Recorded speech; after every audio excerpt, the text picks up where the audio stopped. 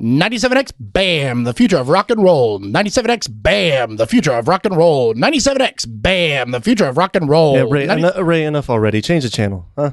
That's right. We watched Rain Man this week on The Movie Gap, the podcast that has you scream. How have you not seen that? How have you not seen that? How have you not seen that? How have you not seen that? How have you not seen that? How have you not seen that? How have you not seen that? Little darling, how have you not seen this? How have you not seen it? Welcome to The Movie Gap. I am your host, Chase Austin. And as always, Easy now. the terrible brother who, maybe it's his fault, maybe it's his dad's fault, but like he was 16 and did absolutely steal a fucking car, but should he have been put in prison for 2 days for it? I don't know. But he's also really, really mean to his new brother, and he's on my left. It's Bryce Perkins. What's up? I'm glad you got through that one. That was a record. I think I got caught on your synopsis binge. Yeah, you did a little bit. You kind of were going in there. But also notice how you say he was mean brother, but notice how he changed by the end of it. He had character growth, much like Vegeta in Dragon Ball Z. Okay, dude, this is The Movie Gap. No spoilers until we get into spoilers. Okay, fair enough. We like to go straight through the film. We never jump around. We don't. You're right. We also never accidentally, and I realized it last week, we also never accidentally just spoil other movies. Right, that's true. We don't do that. And then, because what would be the point of me going down my my thorough step-by-step notes if we were just going to jump all over the place? I mean, it's the reason why I take these notes so meticulously every week. I mean, how could we do a movie without the first note being Jerry Bruckheimer? Right. Exactly. Thorough, meticulous, and correct. I want to see if it was. You'll see. Yeah, you'll see. We'll get there. See, we go in order, Chase. Yeah. We go in order. Yeah, that's what we do. We have nothing but order on this show, as I have learned. And I'll share with you guys in a minute here. So anyway. All right. So, before we get started. Yeah. We got some big news and everything. We do have big news. Before all that, we'll get to that. Okay. Bryce. Yeah. Do you know that if you want to follow us on social media, you should follow us at The Movie Gap. That's right. On Twitter, Instagram, TikTok, Facebook. Yeah, all of it. I do know We're also on YouTube. Mm-hmm. Yes, and at The Movie Gap. Yeah, at The Movie Gap. So, that being said, I've been made aware. Bryce. Yeah. Did you know that today we are talking about Rain Man? No, okay. Bryce, how you been? I've been good. I've been okay. I am a little concerned though. I received an interesting letter in the mail this week. It was in an unmarked envelope. I mean, it's marked. Oh no, that's not the envelope. Okay. No, this is just the letter. I didn't bring the envelope. Yeah. It had like a kind of a dusty substance in it. I had to get rid of it as quick as possible, but it was unmarked. Probably pollen. Has my name on it. Sure. Did it come from somewhere in Texas as well? I couldn't tell you. It was unmarked. Someone just put it in my mailbox, which is a federal offense, by the way. Yeah. But anyway, I just needed to share this. They know my name. They know where I live. And I wanted to just read this out to you right here. This says, cease and desist.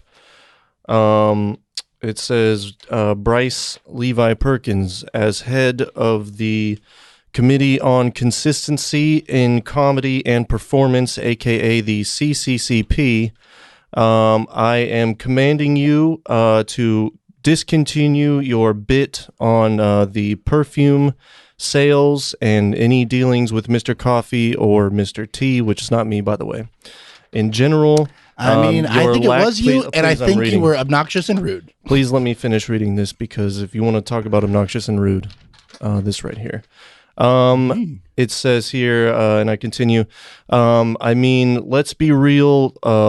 The creator's blood in the perfume. What does that even mean? Doesn't even make any fucking sense. And if you continue 1 week, it says 1 week you are making a lot of money on the black market. The next week you're being sued. Make up your fucking mind. If you continue this any further, and this part right here is in all caps, bold, and italicized, you will pay. And then it's signed by Chase A., Chairman, Committee on Consistency in Comedy and Performance, or the CCCP. So whoever that is, I just want you to know that, message is received loud and clear. I do not appreciate this, but I really wish you would stop hiding and come forward, Mr. Chase A. Or Mrs. Chase can be a girl's name too, much like Bryce. So whoever they are, I wish you would show your face. I think it sounds like a pretty masculine name. I wish you would show your face. I think that is. That sounds fierce. Yeah, it's pretty frightening. Yeah, that's. But you gotta admit, he sounds kind of hot. So you're taking my enemy's side here. No, I'm just saying, like, that guy sounds like he knows what's going on. It sounds like he's on the up and up. Maybe. Well, it's not something I'm going to take lightly. So it's not something I'm going to take lightly, Chaz. So what was it? It was I don't know about that. Yeah, you'll see it right there. CCCP. The chairman of the CCCP. Yeah, that checks out. I didn't even know this was an organization that existed, and but you know what? Message received. So whoever it is out there watching, apparently you are watching every week, which thank you for that. Yeah, thank you a lot. But message received, dude. Okay, I don't want any trouble. I'm just trying to make something. I'm just trying to me and Chaz every week. We're just trying to put something out for people to enjoy. Put it out. And we're just having a little fun here, and I don't mean anything by it. Nothing. It doesn't mean anything. And I don't really appreciate your aggression, but unappreciated aggression. Message received. So, wow.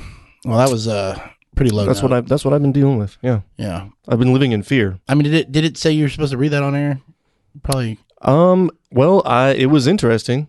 And it's what has happened to me, and I'm not going to be able to continue the bit that our fans have been wanting to see how it was going to pan out. I had really big ideas, okay? I had a whole thing mapped out. I was going to take it so far. It was going to be so good. Me and you were going to be playing a lot off of it. I had really good ideas for your character, too, where I was going to kind of exalt you as king of the black market, and you were going to be like this like master. You were going to be like the someone you were basically going to be king of the world and stuff like that. It was going to be fucking awesome for you, especially. I was thinking of like maybe you could be wearing a crown, like you were going to be probably the one that benefited the most from the bit, and now I gotta just let people know this is why I'm not continuing it anymore because of threats like this. So that's a shame. Well, moving on. Okay, we have two. I know this is not the Masked Singer, but I'm going to take a page out of their book and say that we have two announcements that are game changers. Big, but before we get to those, let me do this. We can say that because, quick. like the Masked Singer, we are also not a game show. Right. But before we get into that, let me say this real quick. We want to thank our sponsor, our official sponsor, New Look Home Construction, for the microphones and for the soundboard, for helping us bring quality sound to you every week and quality construction and remodeling to your homes. Wherever, every day. So make sure you reach out to them. New Look Home Construction. Google that and ask for Joey, 281-620-8077. Now, on to the big news. All right. So many of you know that we are familiar with a fan favorite podcast host, Dwayne Lusby. Of Three Beers and a Mic. Yep. And we have gotten with the Three Bam guys and several other podcasts, and we are now all going to launch a podcast network. And we are going to sort of conglomerate underneath the umbrella of a new podcast network. You can follow them or follow the podcast network on social media and everything. The name of the podcast network is Cross the Streams Media. Yes. So we are excited to do that. This means we can bring you a lot more content, and we're going to be able to get better guests and everything like that. So this is going to be an exciting process. Follow us on Instagram. It's at Cross the Streams Media.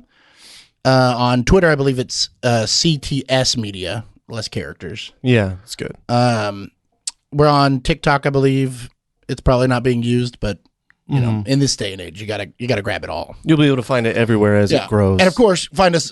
We have a Facebook page as well, so find the Facebook page for more announcements, more coming out of that. Other than that, like nothing really changes day to day here. Yeah. With that announcement, but you know, it's exciting, and we are so grateful to be a part of that group of guys. Absolutely. It's exciting. So, more announcements on what other podcasts are going to be with us shortly. Right. We know definitely 3BAM and us. Yeah. The ink is not signed. Actually, recent guest. Bernie? No. Clint. Yes. Yeah. Four Dorksmen is going to join us. Oh, very nice. Network, so. Okay. Very great. Yeah. So, it's going to be a lot of fun. We're hopefully going to get, a whole wide range of topics and genres and stuff, not just movies and nerd stuff. So there'll be more opportunity for us to grow and bring you better content on a weekly basis. If you are an up and coming podcast or an established podcast and you just want to be part of the network, send us your information. Go to the Facebook page, and I find the email. I don't remember. I think it's crossthestreamsmedia@gmail.com. Gotcha. Don't quote me on that, but shoot us a link. We'll talk. Yeah, absolutely. And we have another announcement, right? Kind of on top of that. A big one. Yes. We're growing here. All we're doing is growing, baby. Bryce, we're just growing. Now that all the perfume stuff has stopped. Yes. All the Mr. Coffee stuff is gone. Yeah. And Mr. T. And Science. Science has been done. Yeah. We're at a loss for income, and we don't get paid to do this, really. And it's not free. We got to rent a lot of movies. We got to buy equipment. I took out a second mortgage on my house just to keep these lights on here. Yeah. So at my house. Yeah. I'm sorry, at the Movie Gap Studios. Right. Yes. Yeah. So you pay for that. Yep. Yeah. Yep. If you look at your taxes. Yeah, that's right. Yeah, those were written off. No, I'm just kidding. He doesn't do taxes. No. So we have decided that instead of looking directly for a lot of sponsors that they don't care, they don't get it. They don't get it necessarily. They're not looking out for you. We're not against. These sponsors don't give a shit about you. They just want your money. But we love you. We love the people, and we want to give you a chance to own a little bit of the except joy. for new look home improvement or new look home remodeling, home construction, and any other sponsor that we ever would get. That's true. Yeah. They do love you. However, if you don't want to hear sponsors, we have the new opportunity for you, and that is we're going to be launching a Patreon. Yeah, as you do, and it's going to be big. So keep an eye out for that. Yeah, look at patreon.com/the movie gap. Easy peasy, okay? Yeah. And find out which ways you can support. We got us several, so that we can bring this content tiers, to you. The things they'll range from a sticker to a shout out to bonus episodes and exclusive content, exclusive posts, exclusive engagement, answer questions, shout out on the show, and even opportunities to be on the show. Yeah, and some of the exclusive content. I'm not gonna lie. It's there's been a lot of clamoring. I'm probably gonna have to. I know that this is news to you, but I'm probably gonna have to post some of my film theory papers. That's been clamoring for that. Okay, well, you heard it here first, folks. I mean, if that doesn't get you going, I don't know what will. It's thrilling. That's worth that to me is worth $100 a month. Let me tell you guys, wait until you hear this unbelievable price. Let me tell you, though, $3 a month you can get content like this. Yeah. $3. Yeah, and let me tell you something. That's a $97 savings, baby. It gets the women wet. Well, and the men hard. Yeah. Okay. I haven't heard that, but sure. If that's what you think. Yeah. Yeah. Okay. Yeah. I guess I will yes and that. You telling me you don't want to hear about microphysiognomy? I'm getting a boner just thinking about it. Yeah, exactly. I could sleep a family of 4 in my pants because there's a tent there. They would have to be very small people. 4 ants, maybe. I got ants in my pants. Anyway, so let's go. Yeah, so more content like that on patreon.com/themoviegap. Check the Patreon for more information. Yep. And we thank you ahead of time. That's right. When you donate, you have chosen wisely. That is right. There you go. And when I'm glad I hit the right button. Yeah. And also when you donate, it's good. It's good, baby. Now, Chase. What do you say we cut the chit-chat a-hole? Let's get down to it. All right, let's do it. Do you like my demon Nick Cage? Yeah. No, you play the real version. Nah, they already heard it. Yeah. It's fine. I'll get to it. Yeah, so, you'll get to it. Bryce. Yeah. This is a big one. All right. This is a really big one. We said that we were going to be doing a lot of big ones this year, and we are really getting to a lot of these big ones here. This might actually make Tom Cruise our most appearances. Covered. Yeah, I think he's got to be by now. And it's like him and Nick Cage. Right. Well, it was a lot. I didn't realize how many of his like movies I haven't seen, and we still haven't even like. I feel like we're only getting to the meat of it. Yeah, we haven't even gotten like all the really big ones. There's a bunch of that are still left. It's crazy that we got to Eyes Wide Shut. Yeah, before this. Yeah. Right. Well, it makes sense for me though because of Kubrick and everything. Yeah. But yeah. But for like trying to get views. Yeah. Right. Sure. There's a couple. That we're gonna be doing here back to back. That are just big time ones. That look, man, Cruise was. I don't know. What would you say? He was like the Leo of the '80s. You know what I mean? He was fucking everywhere. Not even. He's something, especially in the '80s and '90s. He is something that there isn't quite a word the same as it is. I mean, there's a word for it. It's fucking star. Yeah, dude. And like he transcended. Back in the '80s, there was. I mean, things have changed. Technology and just the price of things to make it. Back in the '80s specifically, there was a difference between TV and movies.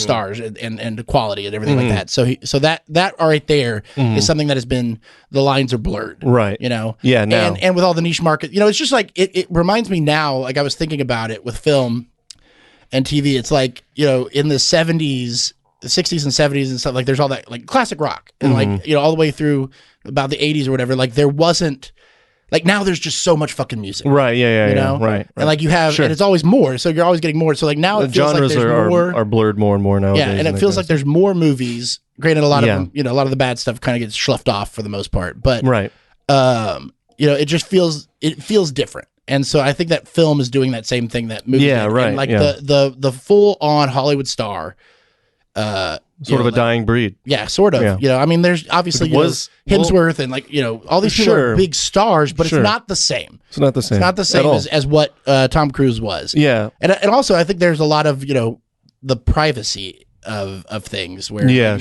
didn't really know. Yeah, he was super inaccessible. Yeah, it was harder to figure. We didn't know out. anything about the Scientology shit. I mean, they did. Not in the 80s. Not in the 80s. I mean, not like this. He wasn't in Scientology yet. Oh, really?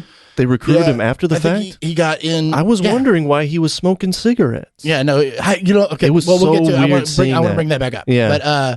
But so Tom Cruise, big guy, not a big guy though. No. Big name. Big name. Do you think that we've done a lot of his movies and we continue to? Well, so all that being said about how the obviously the medium has changed and the marketing of it and everything, and there's no more like true Hollywood star like it used to be in the 80s and 90s. Yeah. Do you think? I mean, is Cruise the apex of the Hollywood star? I mean, there's no. I don't think so. I don't think so because. Is he the last of the breed? I mean, like Brad Pitt's up there. I think Brad Pitt is up there, but Cruise is but Cruise is younger. Cruise is like 58. So, but Cruise is more of a star than even Brad Pitt, isn't? I don't know about back in the day though. Yeah, but you know what? Yeah, he was. Dude, I mean, he was already. Brad Pitt has never had by the end of the 80s, and Brad Pitt was never like just fucking knocking it out of the park box office wise like Cruise did. Right. I mean, Cruise in the 80s was just like. I would go off and say that Will Smith was like that for a while. Mm-hmm. I mean, there was a time in Hollywood where he was the number one guy. Every one of his movies made over $100 million. Harrison Ford too, obviously, but he was before. Was a big. But he was before Cruise, before and during, But man, dude, But dude, but the thing is that Cruise even carried it on into the 90s. Yeah, and like really through the 90s, really into the early 2000s. I think, honestly, when he did Oprah, right, was when it all went. Like, everybody's like, this guy's weird. He's a Scientologist now. And what's going on? I have a theory about Cruise with his acting. I mean, one, he's just not. I don't think he's easy to work with. It's one of the main reasons. He wants too much creative control or whatever. Sure, but like, I feel like he was a better actor before he got too in his head about the Scientology thing. I think of course. I think the clearing out of the head, or what is not even whatever it is. I'm not saying it does anything good or anything like that, but I think that it removes an ability to be relatable. Almost. Absolutely, and he's lost in that. Yeah, and especially after the interviews, the Glib interview with fucking Matt Lauer and the Oprah thing, and it's just like, okay, this guy's but like turned into a robot. Yeah, there's less humanity in him. Yeah, but it is one of those weird things where he is like, people to this day say like, I met him and he's got it. Yeah, like he's enthralling. Right, and I think that is. But what about what Christian Bale said about meeting him and him basing? Well, no, he didn't meet him. He saw him in an interview. Oh, and said that he looked dead inside. Dead inside. But like, there's an amount that translates over screen, and then there's an amount like when you really meet somebody and you feel the energy. There are people who, you just like, you're just drawn to them in a way, sure, and like they have that ability. Yeah. And then there's people who don't. Like, I don't think just walking up and meeting like a Christian Bale, you'd be like, oh my God, this guy, like he's radiating something. Sure. He's extremely talented, but he's not that guy, like I feel like, I probably would be like that with Chris Hemsworth, just because it's like, Chris Hemsworth like, probably has that, man. He's got charisma and shit like that. I mean, fuck that guy, man. Like he is like too gorgeous and fucking funny, right, and right. like, it's but great. Like I would be 100%. I would be like George with Tony from Seinfeld. Yeah, right. Just like turn my head, I'd be like, yeah, man, and then what? Robert Downey Jr. too, Yeah. Speaking of that, like talking about oozes charisma, dude. Yeah, so like there's just that thing, and there's still those people, but the movie industry is different. Yeah, I think that Tom Cruise is one of the last ones of that ilk, and might have been at the top, dude. It's just so weird. I was thinking it watching any Tom Cruise movie now, or I'm just like, how the fuck did this guy become such a big fucking star? How? I mean, other than like obviously he worked his ass off for it, and obviously he has talent, and he has that charisma. Yeah, and it's weird because like he is. Do you think there's like enough of an everyman factor, like in his earlier films, to where it, like maybe that's why they kind of liked him a little bit? He's kind of like. I feel like he's hit and miss in his performances, but like really he's not.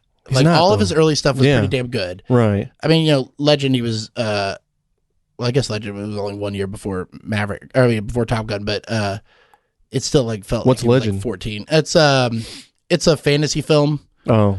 We'll have to cover it someday. Okay. It's fucking bizarre. Well, I still need to do The Color of Money. I still need to do Risky Business. Outsiders, have you seen that? I haven't seen The Outsiders.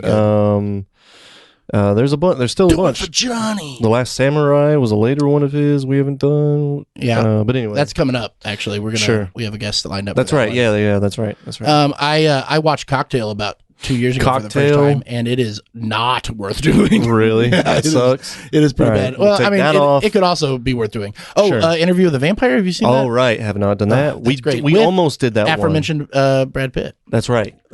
Yeah. Yep. So anyway, there's a lot that we haven't done still, and I think it's just like the later years. Basically all he does now is fucking. Mission Impossible. Mission Impossibles, yeah. So it's the only thing that anyone will let him do. So that's enough. That's enough talking Tom Cruise right at the top. Talking Tom. I mean, obviously we'll keep talking Tom. I mean, that's the other thing. His name, Tom Cruise. It's so actor, dude. It's the most Hollywood shit. Especially in the 80s. It's the most Hollywood shit since Tom Chase Austin. Cruise. All right. Yeah. Yeah, exactly. Chase Austin, huh? Why does that? Anyway, Let's move on. I gotta think about that. Yeah, just move on. For a second. That sounded so familiar. No, just move on. Okay. Yeah. So, all right. Well, then why don't I just get down on my notes? Yeah. All right. So first off, Cruise. I just wrote Cruise, but we already talked about him enough. Yeah. Oh wait, no. We got to do it. Got to do what? What are we doing? We got to do your synopsis. Oh. So, Rain Man. We're talking Rain Man. I know we're like 20. All right, here we go. Ready? I got to do the intro. Oh. Synopsis time. Time for your synopsis. Synopsis time. Time for your synopsis. So what? Worth it. What did you know about this before you went in? Before we hit that synopsis. Gotcha. I knew that Goose died. No, wait, different movie. I knew that. Spoiler alert. I knew that Dustin Hoffman was in it, and I knew that Tom Cruise was in it, Yep. and I knew that Dustin Hoffman played a character with autism. Mm-hmm. That's about it. All right. Okay, so you never watched it. You Right. were born? I was born the year it was came released. in? Yeah. I was probably about 6 months old when it came out. Yeah. So you didn't really have an interest in that. I was nothing At but the a baby time. in a tub. Yeah. Oh. Oh, whoa, hey. Anyway, yeah. So yeah, if you never had interest and you just never really got around to it. It's definitely not like, because before we started the podcast, you basically didn't have any interest in films for the most part. Well, I mean, I had interest in like certain films, but yeah, Yeah. like in general, I Like just this- like- didn't really have time for it. Like, this is not, it's not like a popcorn movie, but like this is a very much like just a movie like, oh yeah, it's a great film or whatever, but like, it's Yeah, like, but it was- it's just a 80s 80s, yeah, film, right, you were, right. you were more Kubrick. Yeah, right. I and- was trying and to like get the bigger into Scorseses. I was trying to be all artsy and stuff, Yeah. and that kind of thing. Yeah. Which I've always wanted to watch this movie because of apparently Hoffman does really good and all that kind of stuff, and it just fell through the cracks. I was too busy. So were you ever, this is a thought I just had, were Sure. you ever interested in like acting at all? Like yeah, that would be another. I know we met each other aspect. in theater in high Yeah, school. that would always be another driving factor for me to watch something, was to like check out a performance that was Okay, deemed yeah, so this is- legendary and shit yeah. like that. Like I watched a lot of the Brandos, or some of the Brandos, and I got all the James Deans. I watched all Yeah. that shit. James so Dean yeah, only did 3 movies. right. Rebel Without a Cause, and he's like way overacting, but it's Yeah. great. And he's like, it's like so good. he plays like a 18-year-old or something. And Yeah, and he's like 24. It's not bad. No, It's it's fine. Dawson's Creaky. It's not as very bad as 90s, freaking Brando already being 30 playing like a 21-year-old or whatever. Yeah. But but that Brando I mean, that was good. that always happens. Right, so. right. Brando was that good though. But anyway, Brando was really that good. was amazing. So anyway, So but yeah, you I have- would watch for acting and Yeah. shit. So this movie, it just kind of slipped through your. Yeah. Yeah. It was. Slipped That's through why the we're gap. filling the movie gap. Filling the gap. See what we did there? Wow, we've never Yeah. done that before. Yeah. All right. It's first timer. So, Bryce, are Yeah. you ready? Give it to me, baby. And Give it to me, baby. Mm-hmm. synopsis Okay. in go. There is a kid that no, there's a man who is he was estranged from his rich father, but you don't find that out until a little bit later. You just know that he's like kind of doing business and stuff, and then estranged from his father. His father dies in the middle of him going on a vacation, so he has to fly to Cincinnati. He finds out that he was left out of the will of the estate, but he did get the fucking rose bushes, right? Oh, he should be so happy. And then so he's like, well, who has the money then? And he finds out it's at this mental home or something. I don't know what you would call it, an institution or something. And so he goes there, and then he goes to talk to the headmaster of that place. He unwittingly meets a man with autism, an older man with autism that turns out it's his brother. He finds out it's his brother, so he's like, I'm going to get my money back. I'm going to kidnap my brother out of here. Takes him back to L.A. Hilarity ensues. Problems ensue. Adventure ensues. And time. Okay. And in the end, it turns out he loved him all along. Well, okay, I gotta say that your synopsis has always cracked me up. Okay. Because you go super detailed to the point where you get like just the intro of the movie in, and then you're like, Yeah, and now like the rest of the movie, like go watch it, which is what it kind of should be, like the Adventure was like, why did it take, you know what I realize is that what happens is I realize, oh shit, I have a minute and I've spent 45 seconds talking about the first scene. Now I need to do as much I gotta say, jumping as possible. Your it must be your improv training or whatever. Like you have a very clear idea of how long a minute is, which like a lot of people don't have, because like it really is. It's like every time at 10 seconds you're like, and then they get in the car and they go, and then that's it. Oh yeah, I got that internal clock pumping, baby. That's pretty impressive. I always like that. So. Thank you. Yeah. All right, so that's kind of the gist of the movie. Penis. Let's get into it, brother. All right. First note was first note was Cruise. Just Cruise. Second note is Dustin Hasselhoff. He was in this movie. I couldn't wait to do that. Dustin Hoffman. Fucking Bryce. Yeah, Dustin Hoffman, right? Okay, so this is like probably only the third movie with Dustin Hoffman that I've seen. I know that he was Hook. Yes. In Hook, which he does great in that, but my dad hates that movie. But it's fine. That's a yeah. I get it. Polarizing film. I would love to talk about that on this. So we got to find somebody. We got to find a way who to hasn't seen it, and we got to get Ed on for sure. God damn, that movie Has Ed rules. not seen it? No, he has. Oh, he loves it. Oh, he loves it. Yeah. That was the movie that made me decide to be an actor and cut to 28 years later, and I am not an actor. You've achieved all your dreams. 28 years later, you have a podcast talking about actors. Yeah. And movies. 29 years. 29 years. That movie was great. Guess what? I didn't learn the math part of not being right. It definitely stuck with that. Right. But yeah, Hook is a classic for the millennials. Anyone growing up when that movie came out, dude, come on, forget about it. But anyway, so yeah, I was a little bit curious to see how Hoffman was going to do this, because playing someone. Oh, Dick Tracy, you saw that too.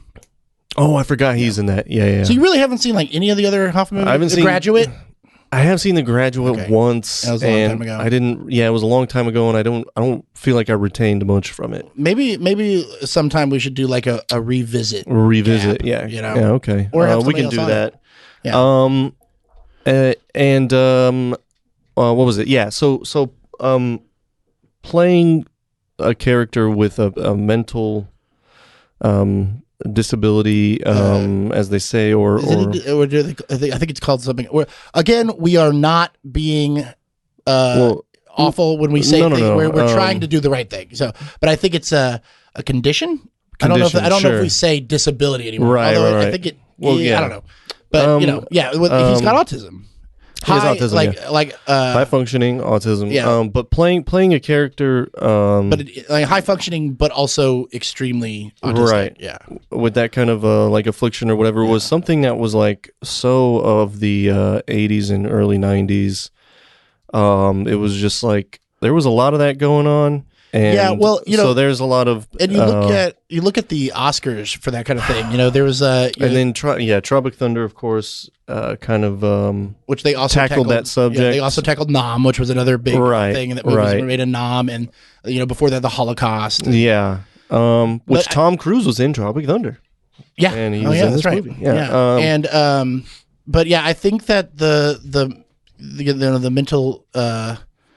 Impairment, the mental impairment stuff it's behavioral. I don't think it's mental. I don't know. Whatever. That kind of stuff kind of went by the wayside a little bit. One, because it was kind of overdone at this point. I mean, it got to the point where it was such a fucking like obvious career move, where it's like, dude, now it's at the point where you're just fucking taking advantage of this just to fucking make yourself win an Oscar or some shit, and it's like kind of gross. You know what I mean? Well, it depends on the thing, and also they don't really win Oscars anymore, because that's why films have gotten like a lot more political as the whole world has gotten, or well, maybe not the whole world, but America has gotten more and more political and polarized. And, so like I feel like that's the kind of thing that happens now. Sure. But my point being that it was like something that was totally of its time, and this was like one of the most famous ones of that happening, and I believe he did win an Oscar for this. He absolutely did. And of course, all the other, a lot of other people started doing it after this because they thought it would be Oscar gold for them. They were like, oh, I can play that way better than you. Like Forrest Gump. I Am Sam, Radio, which was like dude, come on. Like at this point, it's like, let's be real here, man. Have you ever seen Radio? No. Yeah. Is it good? Yeah. I mean, it's but it's just like, dude. it's one of those things that if it was now, it would be like design. I would say made for TV movie. Sure. Yeah. I mean, obviously it had a better budget and stuff like that, but like right now it would be like, it was made for Hulu, or sure, like right. It wasn't like they made it and Hulu bought it. Like it was like, this is a right. But yeah, I fucking yeah. It's just to me anyway. What's Eating Gilbert Grape? We covered that, which Leo did great, and that we both said. And Forrest Gump. Forrest Gump, yeah, he said Forrest Gump. K-Pax. No, I'm just kidding. Fucking it got to the point to me where I was just like, this is just wrong. The cable guy. Like right. But just like it feels weird to me, man. Like I just don't like it. It kind of grosses me out. You know what I mean? I mean, I disagree with that. I mean, I don't. Okay, that's a weird thing to say. I disagree. That being said, I have a different opinion. Okay. I don't know how to say this. Like, yeah, I'm not disagreeing with you and how you feel. Obviously, I feel differently about it just because. So, and here's my take on things is that film is an art form. It's storytelling. Stories have characters in them that are not whatever. An actor, to a degree, I think there is a degree of things that we're learning more and more. But I think that actors are not the people they are playing, and thus they are supposed to act like they have these things. Like the point of a film is not to literally get the exact real thing and put it on film. Yeah, right. And do it. It's people playing other people. It's people playing sure. People with different past and different afflictions and things like that. Yeah. Obviously, don't cast a white guy as a black guy. Yeah.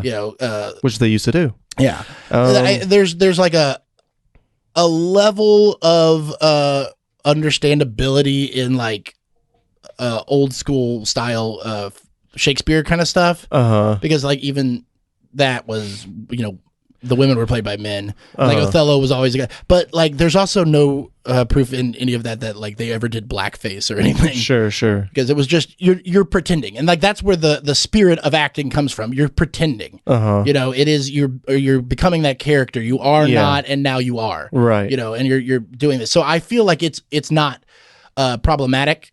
Sure. Or whatever, and if it's done in earnest and the person's good, then it's okay. Now, if you are, let's say you are Tropic Thunder, Simple Jack, is an insulting thing. Now, if that was because it is played for comedy, but it's played for comedy to parody the fact that it's satire on Hollywood. Yeah, exactly. So like all of that is where it is. And you're right. It doesn't. We're kind of over it. Right. But I feel like if there is a great story that is done and it needs to be done, and then that's the thing. I mean, to kind of finish my point here, I was just saying like it got to the point to me where I started thinking, because I grew up with it, right? Where it was like, that's what actors do. Oh, look, another great, wow, acting, yes. And then I finally got to the point where I was like, should we really be doing this? Like this isn't, I don't think this is respectful to someone that has Down syndrome or someone that has Down syndrome, autism, that's or different. someone that has any kind of mental difference. I don't think it's respectful at all.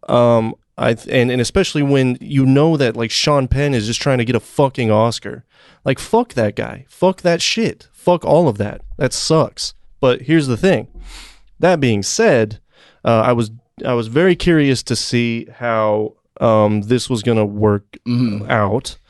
And, I will say that, I think Hoffman did great. I mean, obviously, he is acting and he's playing, and there are times where it's like, okay, this is where it gets a little sketchy, because sometimes you're acting a little more like, mentally challenged than other times. And it's like, that's where it gets really sticky, man, because you're not that person, and it's not fair for you to try to be that person. It's just not fair, man. Yeah. I mean, it's because there's people that are born with this that don't have a choice. It's not fair to portray something like that, in my opinion. But I don't know. I see it a little differently. I felt like they kind of went on a little bit of a sliding scale, but I feel like I feel like Hoffman approached it as respectfully as he could, because he did a really good job of trying to just like be authentic with it as much as he could, and him and Cruise together was just great in this movie. Their chemistry was just great. There's something to be said about also, and I think this is kind of what you're getting at too, is having someone with the disability. Again, I don't know if that's the right word, so I apologize. Right. But having that do with the part where like something, maybe it's not right, whatever. They can't or they do or whatever. But like Peanut Butter Falcon, I don't know if you saw that. No. It is phenomenal. And one of the actors in it, he's a character with Down syndrome, and it's played by an actor with Down syndrome. And it is like, it's so real because he does have it, and but he's an actor who understands what he's doing as well. It's not like they just got some, there's a level to that where I don't think that someone in the condition that Dustin Hoffman is in, right, would be able to pull that of course, off. yeah, and so that's what I'm saying. Like, but you're saying, like, just don't make it. Right. I mean, that would be the alternative. However, it's too late for that. It was made, and I will say that I felt like Hoffman did about as good a job as he can with that kind of role, and I felt like he approached it respectfully. Yeah, I mean, it's just it's like Leo in What's He absolutely. where it was pretty. I mean, he was the character. Yeah.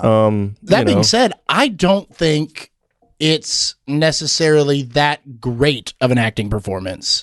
Sure. As far like it nails it, but like there's a lot of.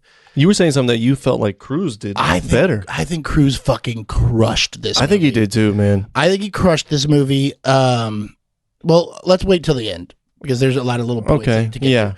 But okay, so keep going. Yeah, I thought, I agree with you on that. I thought Cruise did really fucking good. Dude, music by Hans Zimmer. Yeah, this was his first. This was his first ever Hollywood film. Wow. Okay. Yeah. I think feel like in this 2.5 hour, almost 2.5 hour movie, there's like 12 minutes of his score. Sure. Yeah. And and it sounded to me like I'm a massive Hans Zimmer fan, which is like nothing like special now, but but yeah, like this was obviously very different of its time. Because he's got the the African flutes and all that shit, and like so 80s where they just appropriated African music all over the fucking place. And I feel it so has nothing to do with the movie. It doesn't fit the movie at all.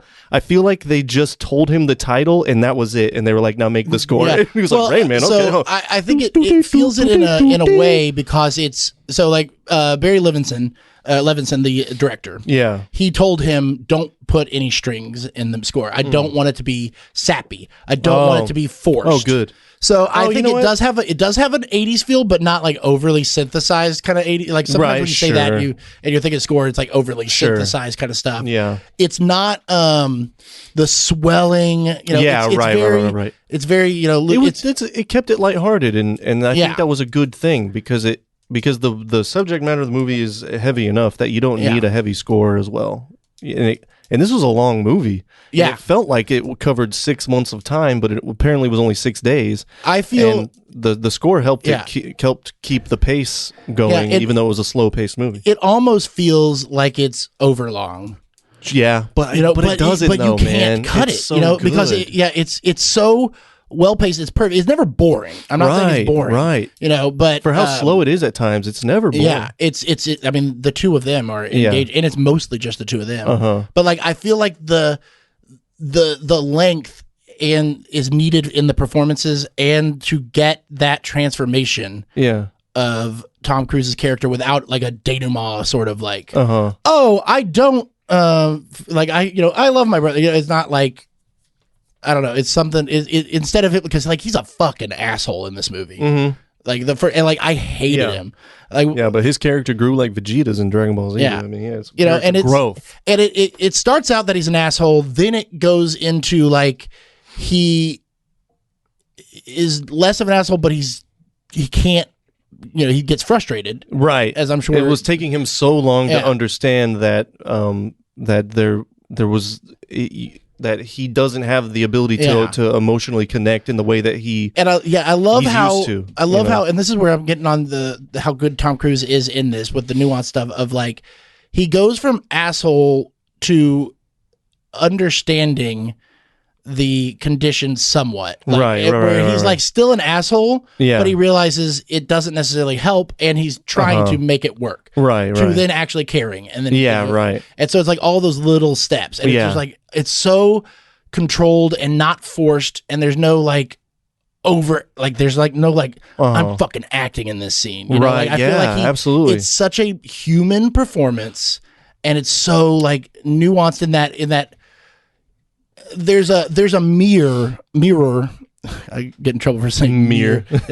There's a mirror image of in this film with Tom Cruise, Charlie, and Raymond, and it's like, so obviously Raymond is functionally cannot have the human emotions and the connections with people, and then Cruise is the same way, but it's developed in a different sense. Like he's shut off because he doesn't have that relationship with his father. He's pissed off all the time. He's mean to his girlfriend, like straight up fucking clapping at her like on the phone call. Like he's an asshole. He's an asshole. And he doesn't trust anybody. He's shady. Like there's all these things, and even he is stunted in how he can communicate because of like I don't know if it's his like intelligence level or whatever it is, but there's like parts where you could feel. He wants to kind of like say more and he can't. Like, specifically, the sort of foreshadowing moment of the rose bushes. Definitely. I got the rose bushes. Bushes. Like he's like so mad, but he can't. Yeah. And like it feels real. And like that's the little performance. Ash had a great note here where she said, "I feel like this is him in real life," and I was like, "Yeah, you know what? I could kind of see that too, man." And it was weird. I mean, I say this every time we do a Tom Cruise movie, but it's weird watching this guy have real human emotions. Yeah, I mean, I think she's probably right, especially at this time. At this time, yeah. And like, dude, that fucking scene in the car when he won't stop talking about K-Mart and when he just finally just is like loses, he's like, what the fuck? Yeah. He's like, and what the fuck is so special about fucking K-Mart? That's the one. He stops the car and he gets out and he's like kicking the ground. He's like, fucking shit. Like, that's like, one of those. It was so good, That's that moment where it's like, okay, he's not being an asshole anymore. Right. He's hit his id, but he's trying. He's trying like, to understand. I have to remove myself from the situation. Yeah. To do it, and he just right. Yeah, it's all Kmart. Right. It's like, dude, you can't. That's not how it works. Right. Yeah, I thought did he get nominated for this? I don't know. I will check on that. Yeah, I kind of agree with you, man. I feel like he did a better job than fucking Hoffman did. Even. I mean, I don't know if it's hard to really say better or worse job. Sure. Because that is like I don't think you could have done the way Dustin Hoffman played. I don't think you could have done that better. It's just not right. The role is more right. Exactly. And he did it in a way that I feel like other people would have gone too far. Yeah, absolutely. I mean, look. I mean, like I said, I felt like he was respectful enough with it. He took it seriously enough to like be consistent with it and really try to be that character without showboating it or whatever, or being like, look how good I am, even though it's literally the point of him doing it is to be like, look how good I am. I mean, I don't know Dustin Hoffman in real life, so who knows, but whatever. The point is, though, him and Cruise together were just so good, man. Their chemistry was so good. I at no point did I feel like I was just watching two actors try to outact each other. I felt like I was watching two brothers learn each other and care about each other. I mean, dude, he fucking smooches Dustin Hoffman on the head, and I'm watching this, I'm like, oh man, he gave his brother a kiss, and I'm like, wait a second, no, that was Tom Cruise smooching Dustin Hoffman on the head in a movie set. Yeah. But really, it just looked like a fucking nice, tender moment between two siblings that just found out about each other. And it's just fucking like, they were so good together, dude. He was not nominated for any wow, of course he awards. wasn't. That's so fucked up. But here's the thing. I was wondering how they got along on set. Okay. I need some of that juice, man. They got along. They got along great. Tom Cruise So Dustin Hoffman comes from the theater. I mean, he comes from both. He's always been acting and stuff, but like he's still does stage stuff. Yeah, right. Or at least was, up into the 90s and everything. What was that? The lady's name that taught Brando and all that about the method acting? Uta Hagen? Yeah, but there was another person like from New York. Maybe that was Uta Hagen. I feel like her name started with an M. That like was the one that gave Brando the shot on Broadway in the first place. I don't remember. You don't have to look it up. Yeah. But anyway, he's of that school though. Yeah, Hoffman is. Yeah, and any stage thing, it's all about rehearsal. It's all about rehearsal. And there's a lot of film actors who are like, I want to feel it on the moment. Yeah, right. Because it isn't. With the rehearsals and stage, like you get to feel the moment because you're working through it. Yeah, exactly. Every night. With film, it's like you have to bring it up. Spontaneity. And it chops up all over, and then you got to bring it up multiple times in a row, so it's different. Right. But Tom Cruise was always wanting to rehearse, and Dustin Hoffman was down for that as well. Yeah. And they would rehearse together, like driving to the set and everything, and they would like do each other's parts too. Like they would flip whoa, so there's behind the scenes shit of Tom Cruise playing. Well, they're probably to film Charlie. But that's what was going on. He was doing like his own version of it. Yeah, and it's sort of like a memorization thing because there is so much fluidity to this. The dialogue in this movie, it's very dialogue heavy, and it's very talking on top of each other, where it feels like they're just doing it, but like it's all written. Yeah. So like to be able to make that feel real like that, they really, they rehearsed the shit out of it. Yeah. Wow. But Hoffman was never, and I think this is kind of just a Hoffman thing. Sure. Is he was always unsure of his performance, and like didn't think he was good, and he even went to Barry Levinson 3 weeks in, and he said, "Get Richard Dreyfuss, get somebody, Barry, because this is the worst work of my life." Wow. And then he won an Academy Award for it. Of course. Yeah, but he was like pretty sure he was not doing it right. He spent like 3 weeks with mentally challenged or autistic guys in their families. He spent a lot of time with a guy named Kim Peek, who's actually the inspiration for this film. That the writer Barry Morrow, who wrote this with another guy, he met Peek, and when he won the Oscar, he gave his Oscar to Peek. Yeah. That's great, man. Well, that's good. That's good to hear. I'm glad. That's great. So yeah. And maybe Sean Penn did that shit too. I don't know, man. I don't know if he's an asshole or not. People say he is. I don't know the guy, but I just fuck that guy. Asshole is one of those things. It's like, yes, maybe they are, maybe they're not, but like, so everybody is, and also you get it. It's timing, Sure, it's right. Who it is. I don't know. It's asshole is one thing that's like, who's telling me that? Yeah, right, right. Yeah. Let's see. Of course, the fucking reciting of Abbott and Costello was totally endearing. That was just such a great thing, a theme that turned into a theme throughout the movie. Yeah. Where he ends up finally showing him the actual performance, and he's like, it's not a riddle. You're not gonna figure it out. And he shows it to him, and he's like, this is pretty funny, huh, Ray? And he's like, yeah, real funny. And he starts getting jokes. Yeah, right. It's like that was just so fucking. There's just so much in the movie that's just very endearing, dude. It's very, very nice. But him just reciting it like that, to hear, you spend your whole life hearing it as the bit, but to hear someone just saying it, without any inflection or anything, it was just like such an interesting, breakdown of it. Who's on first? Yes, who's reciting it like a list. That was fun. And just really cool. Really love that. The best scene in the movie, I am torn between, but we definitely going to talk about this. There are two clear best scenes of the movie. And the first one, the one that I need to talk about, is the whole reveal scene where you realize he's Rain Man, and like which you saw that part coming from a mile away, right? I mean, he said Raymond, Well, the first time he said yeah. The Rain Man would come to sing to me, and then when he meets Ray, he's like Ray, now, and I'm like, oh, Raymond, yeah, Raymond, he did say, Raymond. the Rain Man would come to sing to me, right? And she's like, who's that? It's an imaginary friend. Yeah, right. Then you find out that this is his brother, right? And his name is Ray. You're like, and then sometimes they say Raymond, and then you're like, okay, I see where this is going, and then sure enough, oh god! But dude, when he goes, what song did you sing to me? And then he starts singing fucking I Saw Her Standing There by the Beatles. Oh, I was like, if you wanted Bryce to like something, you just did it, buddy. Here we go. That scene where he just like, I just got goosebumps too. Where he's just so like, good. He realizes that he got sent away because of because of that accident, and he was just trying to like help, like he wanted to be a good brother. Like it's just and then that's like the real turning point. Oh, it's so good,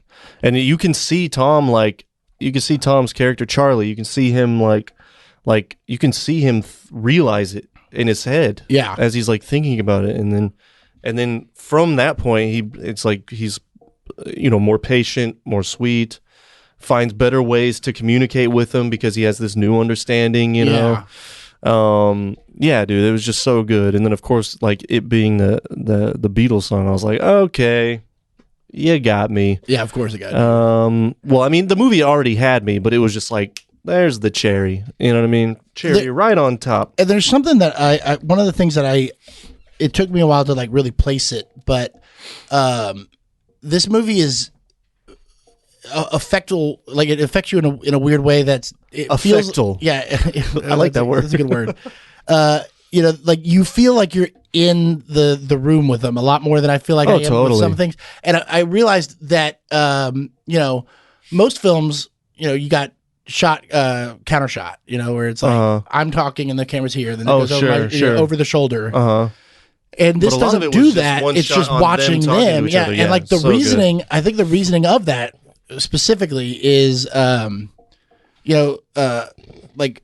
that Dustin Hoffman can't, like his character, Raymond can't look someone in the eye. Right. So like doing this like over the shoulder, shot reverse shot, I mean, would be kind of weird, and it would take you out of it a little bit. Yeah. And like, so the fact that you couldn't really do that shot reverse shot, and it forced this performance, it did feel very, real, and that you really saw that connection. Totally. And like, again, this is why I think Tom Cruise really worked harder, is that Dustin Hoffman's character Raymond cannot have the human emotions the way he can't process them. And when he does process them, it's internal, which is a lot of, difficulty in the performance, and you can kind of see it. Yeah, right. But it's also a lot of not feeling too, And like, absolutely. So Cruise is acting, and so much of his reactions are coming from literally acting against a brick wall. Yeah, right. Well, not literally, but he's getting nothing. Yeah, right. And so like that is one thing when he's angry. That's pretty easy. But when there's the moments where he's not, that's fucking hard. Yeah, that's hard. And he did good, man. He crushed it, dude. What can we say? Cruise crushed. Yeah, he did. Cruise crushed. Hashtag, okay? People like to talk shit about him now because he's a fucking weirdo Scientologist. Whatever, dude. He crushed it, man. You can be a terrible person. You can be a terrible person. I'm not saying that he necessarily is or isn't a terrible person, but you could be a terrible person and be an incredible actor. Yeah. Kevin Spacey, fucking monster. I know. But goddamn, he was good. I know. Unfortunate, very much. I hope Cruise isn't a monster. I hope he's not one of those people Leah Remini talk about, but he probably fucking is, man. Fucking A. He's with a cult. That's what happens when you join a cult. But I do think that he is like 100% believing it, like where like the David Miscavige he's just empowered. There's no religion there. Right. Yeah. And I think that Cruise, like, he really does think that he has mind powers. Yeah, and, right. Like that's one of those things that talking about somebody that just they have that aura, like they can connect with you and make you feel right. Like I think that Cruise has that naturally, as we can see in this film and other things like that. He has this thing that just makes you like, wow, this guy is something. And I think he's probably gotten to a point where he thinks that is his Scientology OT8 powers, where it's like, I can tell you. Right. They were like, you ever wondered how it's weird that people are just drawn to you, Tom? Yeah. Man, you're right. It must be that I have God powers. Yeah. Like, or have developed them, Come on. Just the same way that he is 5'10". It's outrageous. I know. It really is. That's what I would say. He's 5'7" at best. Right.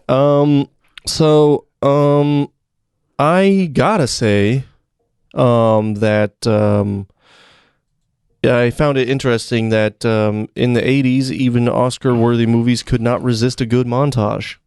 Yeah. I was like, it was just that was the only part where I was like, oh, this kind of takes me out of now it seems like a like an action thriller buddy comedy or something, you know what I mean? Rather than like it is a buddy comedy. Kind of is a buddy comedy a little bit. In fact, Dustin Hoffman, like I said, that he didn't know if it was going to work, which I bet if you're working on this film, you don't gotta know be thinking something like that. You don't know if it's going to work. Yeah. And this was, like you said, this was like one of the first ones of playing somebody with a disorder like that. So you don't know if the audience is going to be react receptive. to it. But they called it, him and Tom would always call it Two Schmucks in a Car. Was the name of the movie. Nice.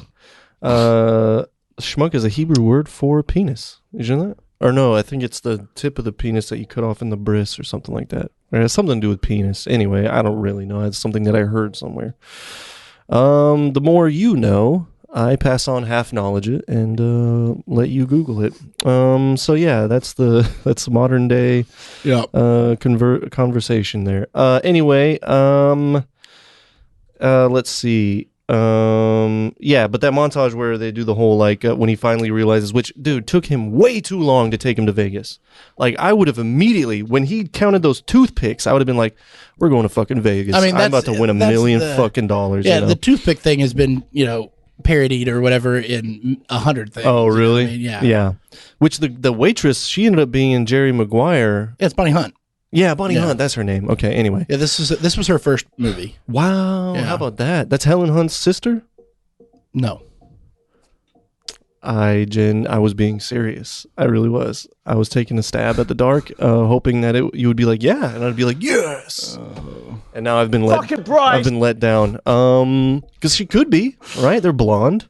They have the same last name. I mean, yeah, but they're both a certain shade of sandy blonde, like because okay, but anyway, so I would have immediately done that. It took them way too long to take him to Vegas, but they did the whole montage of them getting suited up, which Dumb and Dumber did as well.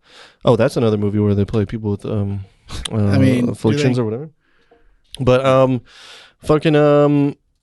that kind of like was like, oh, we still do montages in the 80s, even for Oscar movies. Okay, that's interesting.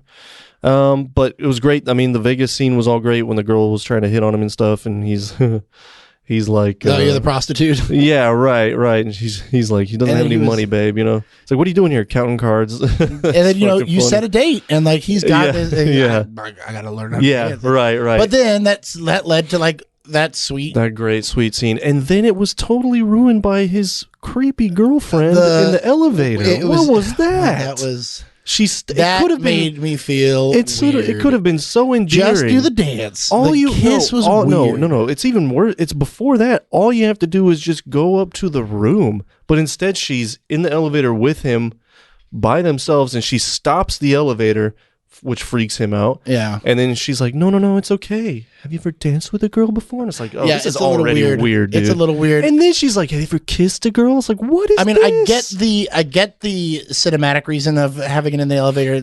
I get it. That I don't have a problem with. But it was very creepy with the kiss and everything. No, it was so creepy. It's like, what is going on here? It could have been endearing, but she was very sexual about it. Yeah. And like, it was just weird. It was just weird. Like, not even him being like, that was wet, which was supposed to be funny. Yeah. I just was like too creeped out by her taking advantage of this guy. It was fucking ugh.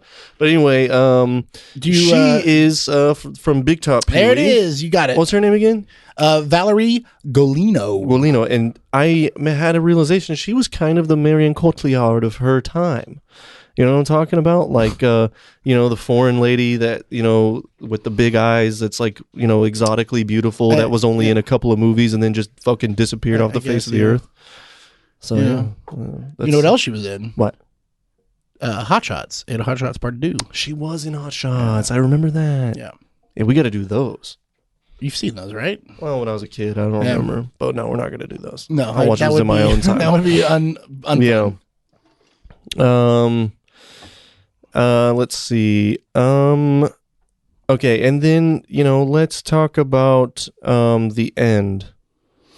Or the one scene, the second scene I was going to say, there was two scenes we had to talk about. The one being the reveal of him being Rain Man, and then, obviously singing the Beatles song. Yeah. And then the one during the, what was that called? When they met with the lawyers. Oh, yeah. That's Barry. Or the lawyer. That was Barry Levinson, by the way. Interesting. The doctor. The lawyer? The guy sitting down, yeah. Yeah, the mediator.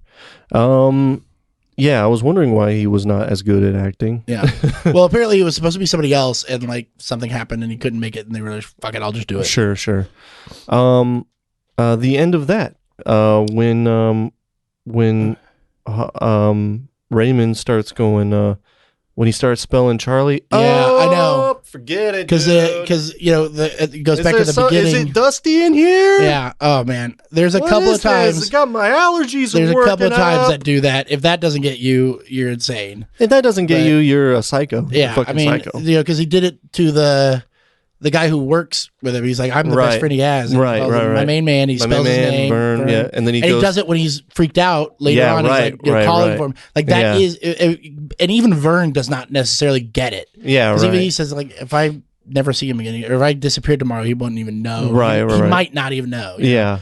So it was like, no, he does. Right, like, he loves him. Well, there was also a great moment in that scene where he's like, do you know what autism is? Are you familiar with that word? And he's like, yeah. He's like, do you have autism? And then he takes a nice little pause, and he just goes, it was like a nice 5-second pause, and he just goes, no, I don't think so. No, that was so great. It was a touch. Yeah.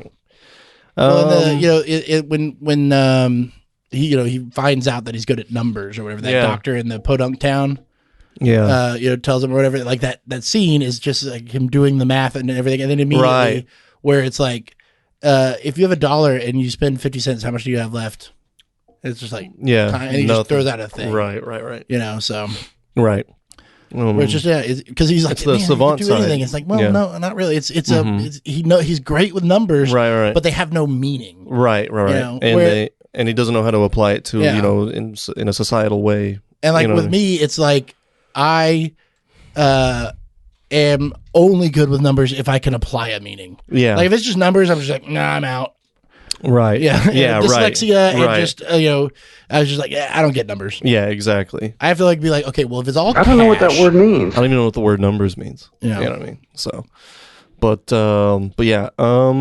Yeah. So that scene was great. Needed to be talked about.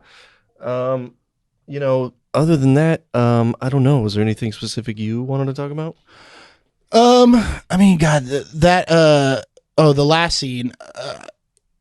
I'm not crazy about the last shot. Like it just fucking stops. No, I'm glad you brought this up. I loved it. I even wrote a note about it. Yeah, good ending. Yeah, there's no need for anything else. Just it's over now. Yeah, but it does.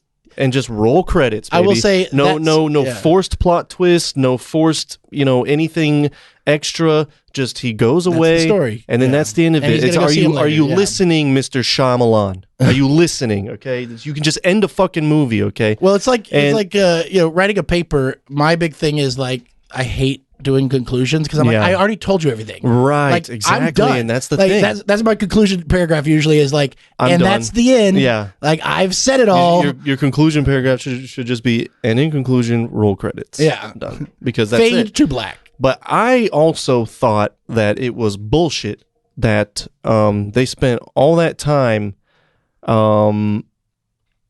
traveling back to LA where Raymond wouldn't travel when it was raining, wouldn't get on a plane, had a hard time being in a car. And then to go back to Cincinnati, he's just like, yeah, sure, I'll get on that train.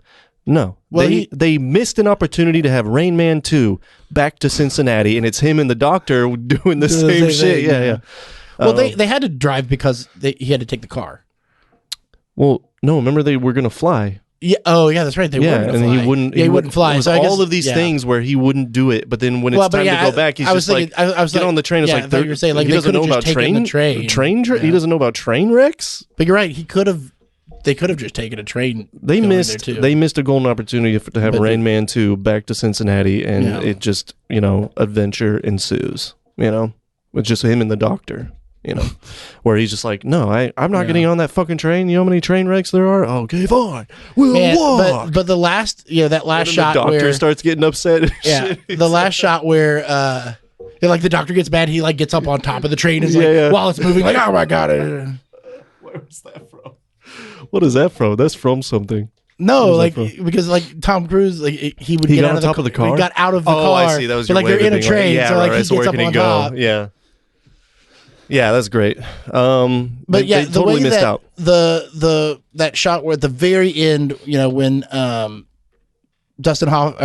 Raymond actually makes eye contact with Charlie, Right, and then he says, like, "Course Wapner in 20 or course Wapner in 3 minutes." he's like, "You're gonna make it."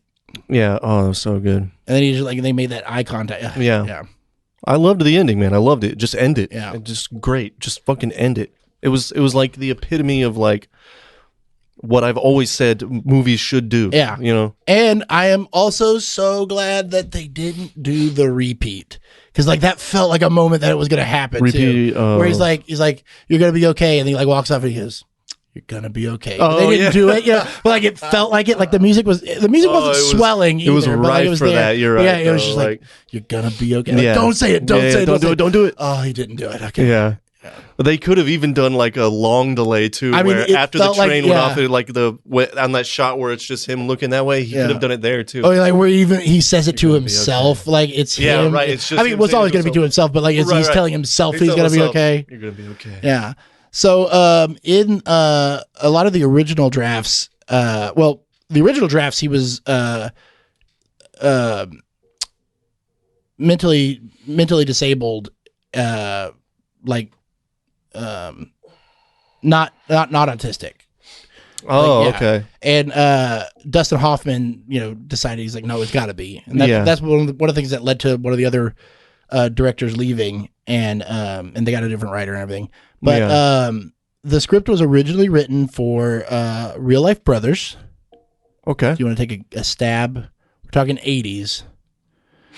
Oh, You know them? I will give you a hint. Houston natives. Randy and Dennis? Yeah. No way. Yeah. Wow. Yeah. Okay. So I could see that. Yeah. Wow. I want to see that version of Rain Man. Yeah, and You think Randy Quaid would have won an Oscar? I mean, he didn't when he did Of Mice and Men, although that was for TV. But Randy Quaid played Lenny in Of Mice and Men. Yeah. What? Really? Yeah, it was like it was a made for TV one. Who was the other guy's name? Gary Sinise. Yeah, I'll look it up. But George. Yeah, Of Mice and Men. I've seen all of those things because I loved that stupid. Oh, dude, that story is so good. It's an American classic. The Gary Sinise Malkovich one is unbelievable. Oh yeah. God. Unbelievably bad.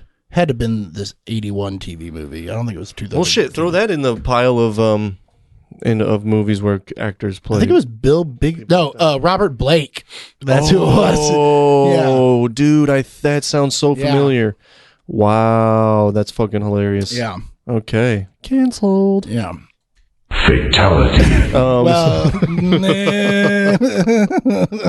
To his career. To his career. You chose poor. Oh, man. Wow. Okay, anyway. Also, the ending, there was a lot of endings where Charlie was going to get to win and keep Raymond. And Dustin Hoffman's like, well, that's a fucking fairy tale, and it doesn't make sense. Like, I mean, I know that he loves him and he would do everything for him, but like he still has his own life. Like, this guy needs care that he cannot provide. That was actually what I was worried was going to happen during the mediation scene where you were going to have that moment where they were like, wow, he does love him, like that kind of shit. And I think that I guess he does love him. He might have been able, like, I think that Charlie could have done it. Like, I think there's a world where he could have taken care of him, but I was glad he they didn't also do it. I was glad you they know, didn't go down yeah, that route. like because he was doing such a good job, but like there's always that little thing, and like he's just not. He doesn't have that gift. Uh-huh. You know, it takes a special person to be able to like know all that, and he just needs care that he couldn't provide. But like, you know, and I like that they did they showed the fire in the house, you know, and like he's able to calm him down. He's able to take care of him and everything like that. Right. But you gotta watch. It was a a great depiction of just like something that could happen that shows that he's not going to be able to function in this type of world without really putting himself in danger every now and then. And then that shot where they go to the after the thing and they go get the pancakes at the thing, and he's like, that was so good. Yeah. Charlie made a joke. Yeah, like, that laugh. He did really good with the laugh too, because it was like emulating an emulation of a laugh. Yeah, it's not a real laugh. Yeah, but he gets it. He knows it. He gets it. You know, right. just like it was so, like with who's on first. That it's was funny, really, isn't it? Yes, funny. Yeah, it was a good moment. Yeah. So, Jack Nicholson, Robert De Niro, and Mel Gibson all turned the part of Raymond down.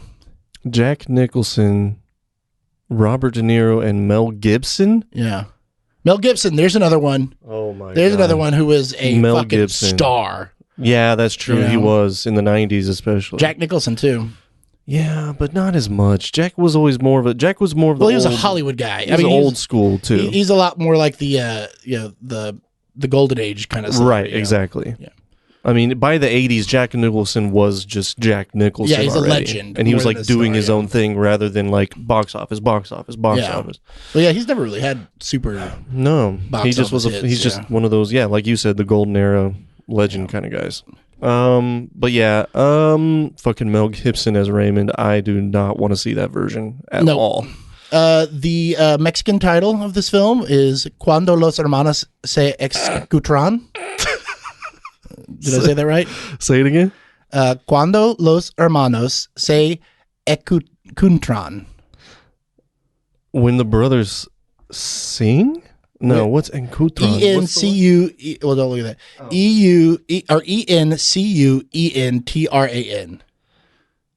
So not escuchar, but encuntar, I think is what that would be. Encuntar? Yeah.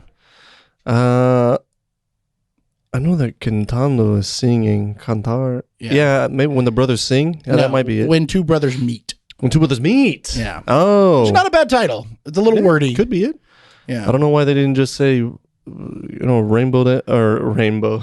Rain Man. Yeah. You couldn't say. I mean, I think there was hombre del rain, which I don't know the Spanish word for rain. Because the name Raymond is not like the Ramon. Yeah, was his name Ramon? Yeah, but then it's not like he was saying Raymond and he was saying Rain Man. So like the pun doesn't work. Yeah. Right. But like I think it was called Rain Man : because that's how things are. But yeah, it was basically right. Yeah. It wouldn't work because it would be him being like hombre del rey. Yeah. Oh, it sounds just like his name, Ramon. It's a total not name. Yeah. Right. Here's another testament to Tom Cruise being a fucking massive star at this point. This film boosted the sales of Ray-Bans because Tom Cruise was wearing Ray-Bans. Boosted the sales of Ray-Bans by 15%. Really? Those were Ray-Bans, huh? So we can thank... Oh, well, speaking of that, that was another note I had. I believe we can now... I know this part. We can thank this movie for... the success of Ray-Bans. We can also, I believe, thank this movie for the failure of K-Mart, because they straight up say K-Mart sucks like 20 times in this fucking movie for no apparent reason whatsoever. And I sure hope K-Mart didn't pay them for that. And every airline besides... crashing. Yeah. Which, here's a weird thing. This is like, I've never heard the name of that airline before or whatever. And this is one of those weird things. Like, I've been with my wife for going on 6 years, and we're watching this movie and they're he's listing off all the things, crash.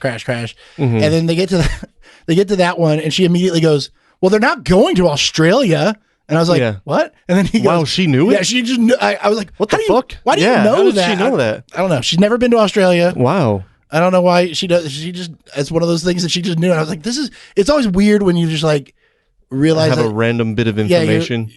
somebody that you know that much. I was like, why would I would never think you knew? How do you know? Like she hates flying, right? She's because every time he said something, she goes, "That's why I don't get on planes." Maybe like, maybe she's looked That's why I that don't get on up. planes. Maybe she's looked that up. It must be. Yeah. But yeah, that was pretty funny. Yeah. Oh, and then crazy. they cut that scene out when. You know how they used to show movies on air? I guess they still do, whatever. But like when they would show them back then, it was everybody watched the same movie, and they would do airplane edits where they cut out cuss words, sex, stuff like that. Oh, they cut out that scene for the airplane version. I think they had like the scene where he didn't want to get on airplanes, maybe, but like they cut the whole thing about like, Delta had a crash. Yeah, right. That's probably smart. Or the specific airline cuts out only the part of their name, but and leaves in everyone else's. Then they dub in Delta over Quaton or whatever. Right. Yeah, exactly. Yeah. This was again to comment, Tom Cruise's power in the 80s and going into the 90s. This was the highest grossing movie of 1988. Wow. Yeah. And the last thing that I wanted to add is just because it made me laugh in a awful way. Just we as a society, obviously studies and everything and taking care of people with these conditions has changed, and people understanding it has changed. Yeah. One of the comments written on so when you show a movie in previews, like you show it and then like the people write their comments on it and they make notes and change things or whatever.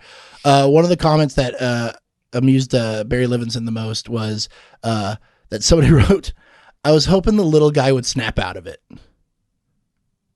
The little guy. Wait, what? Dustin Hoffman. I was hoping the little guy would snap out of it. Oh, at the end of the thing, that was their that was their takeaway. Oh like, my god, you don't dude. get it. That's fucking. Oh my god. Although Dustin Hoffman is legitimately one of the only people that can make Tom Cruise look so tall. That is true. In real life. Man. Tom Cruise didn't even have to wear pumps. No. All right. So that wraps it up. Yeah, that's good. Do we do rating before box office or box office before ratings? Let's do box office. Yeah. Yeah, let's do that. The box. Okay. So, I don't have a worldwide gross. So Why? it's just this is bullshit. Yeah. This is one of the biggest movies of the 1980s, and you don't have the worldwide gross. What's going on here? How is this possible? I think my thing got screwed up. Okay, yeah, there it is. Okay, I do have it. It was all my numbers when I pasted them in here. Okay, I moved around, so I have it now. Okay, estimated budget is $25 million. Wow. Okay. Yeah. They filmed it all in order for the most part, so that's pretty rare for a movie. Yeah. But, it was. It helped the acting. I think there's probably helped exactly. But they go all over the place. I do know that they did not film in Texas. That was in Oklahoma. Abilene was in Oklahoma. Oh, okay. But that being said, it has nothing to do with anything. I just don't like it when you say it's Texas. They say it's Texas and it's not, because the Texans can tell. They can totally fucking tell. I could tell right away. I was like, all of our sports teams can tell. That's some butthole ass Oklahoma right there. That ain't Texas. The Mavericks can tell, not just the Texans. That's right. Yeah. That's absolutely true. All Texas sports teams. The Rockets. Yep. The Stars. The Dynamo and the SaberCats. The opening weekend. Yeah. December 18th, 1988. How much did it make? Just America, right? Just America and North America. Yeah, North America. I'm gonna say that it did pretty well. When did it come out again? 1988. No. What month? Oh, December 18th. Oh, so this was Oscar one. So I'm gonna say it almost made its money back in the opening weekend. I'm gonna go with $21.6 million. Oh shit. Come on, give it to me, Chase. He chose. Oh my god. Come on. Yeah, this one benefited from word of mouth. Oh, there we opening go. weekend. I was worried it was going to be like that. Opening weekend, it made a paltry $7 million. Oof. Bomb. So, what was its gross nationally? Well, you said total? It was the highest grossing film of 1988. Which, now that I look at that, that can't be right. It's got to be 1989. But no, that would be 1988. Like the rollover of 1989? Yeah, it probably, because I can't imagine it made that much more in 2 weeks? Yeah, December 18th to, spoiler alert, there's a big jump. Okay. But it said, what I saw, it said 1988. It was the biggest movie of 1988. So maybe it did make it all in those 3 weeks or something. But okay. What is the gross? I'm gonna say it grossed a whopping total of I want to hit the right one. Come on. $89.9 million. $89.9 million. He chose Way undershot. one. What? Wait, undershot. Undershot. No way. Almost by $100 million. What? $172 million. No fucking way. Now dude. that's gross in U.S. and Canada, so that might be like that's probably more than it What made in the 1988. fuck? But yeah, that's the Holy shit. yeah, that's a lot of money. Okay. Well, geez. Worldwide, what do you think? You do know that this got released worldwide. It had a different name in Spanish-speaking countries. Yeah, that's right. I will say, is this including the gross of the Yes, of course, Americans? yeah. Okay. So then for the rest of the world, I'm going to say it was slightly less popular in the rest of the world, and I'm going to go with. But see, why would I say that though? Because Tom Cruise was worldwide, dude. He was fucking Mr. Worldwide. I mean, he's still he I know. only makes money worldwide. America doesn't. Was it see released in any China? shit. I mean, I don't have that information, but I know that at this point, things fuck it, I were have big. my number 363 million. You know what? You have chosen wisely. You were close enough that I'll give it to Oh. you. You were off by 10 million, Oh, okay. which is I don't quite a feel as bit, good but about it anymore. 354. What did I you say? overshot it. You did so, overshoot it. So yeah. I Well, lose but on you were Price is closer, Right closer rules. enough. I wanted to hit Okay, that one. So cool. Thank you. 354, 825,000. Got a terrific penis. Good. So yeah, I need to get your rating, Bryce. All things considered, out of 10,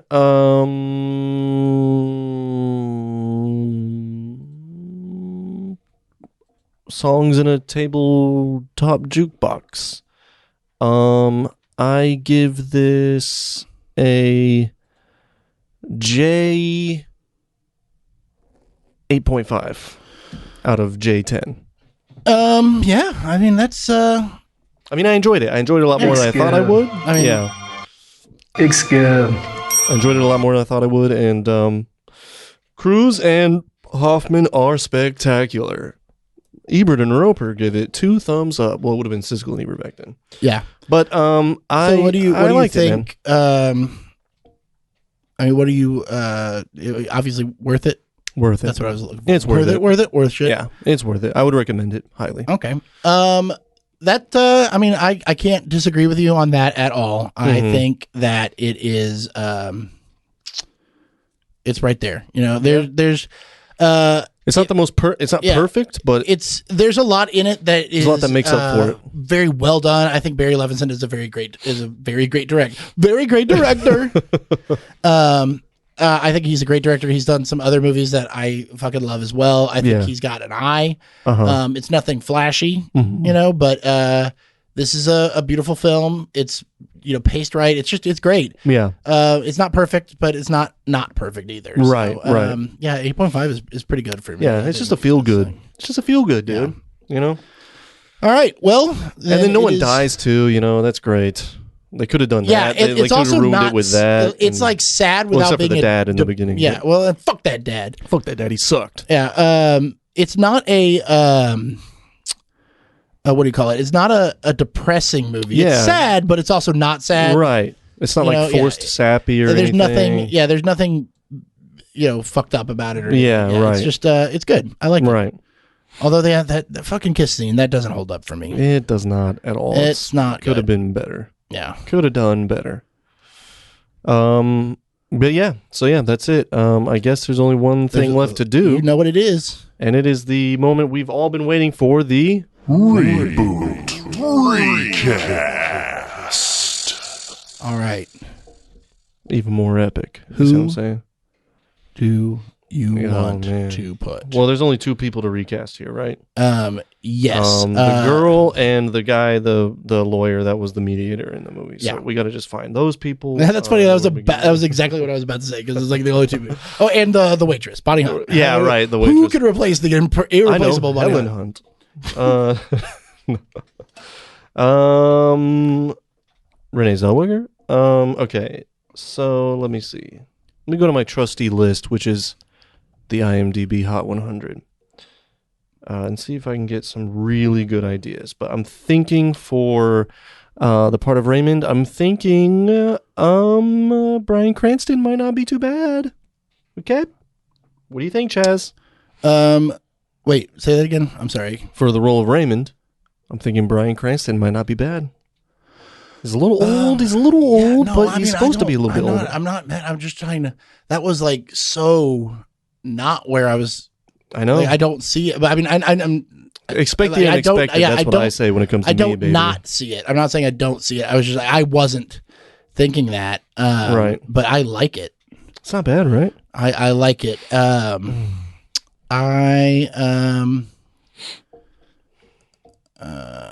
don't know. Who else could do it? It's yeah, God, I think Bryan Cranston's a great fit. It's good, right? Yeah. Yeah, I'm looking at other people here, and nothing is really popping like that. I mean, like, you got to have that age. Mm-hmm. Maybe, I mean, you could go a little younger, but like you're not gonna do like Tom Hanks or those aren't gonna work. And like I don't know, that I kind of like. I think Christian Bale would do it well, but I don't know if I see that. You know what I mean? Christian Bale would be Tom Cruise. No, I think he's a little too old. A little too old. A little too old for that. I was thinking, I feel like it's the only young person I know. No, I got one. Who do you got? Let's throw out, just because I don't want to say Zac Efron. Let's try Sebastian Stan. Dude, I literally was just looking at that guy and going, yeah, yes, because he's up he's high on the top 100 because of Falcon with Falcon and Winter Soldier. But dude, But I I was don't just think looking at it's him bad. and thinking that could I don't work. think it's bad. I like it a lot. Yeah, and I'm trying to think All of right, somebody that's that would man. look like his brother. I think that Bryan Cranston's way too old at that point. Well, he no, needs to be like I think 50. the age fits at that point because Sebastian Stan's not that young. No, that's true. He's like in his mid-30s at least, Yeah. right? I don't know. You had him pulled up. Why you should have looked. Yeah, let me see here. It says, Sebastian Stan is 21 years old. Okay, fuck it, dude. No, just playing. Born 1982. He's literally 35 or 40. He's almost 40. Yeah, that might be too Wow. old even. But actually, it But doesn't if make. Cranston's going to be that much older, Yeah, it doesn't make a difference. Other than the fact that just makes his dad really fucking old. yeah, And then have the same. People live the same- longer. Yeah, but they have the same mom. Like that was also the thing, is that they had the same mother. So it's not like he could be older and having. So that makes his mother older. I don't know. Work it out. Well, you whatever. work it out, Hollywood. suspension Fuck of you. disbelief. I mean, if it had to They be, could always it had just, to be a stepson or something. They could always just deep fake him to make him look younger. You know what I meant?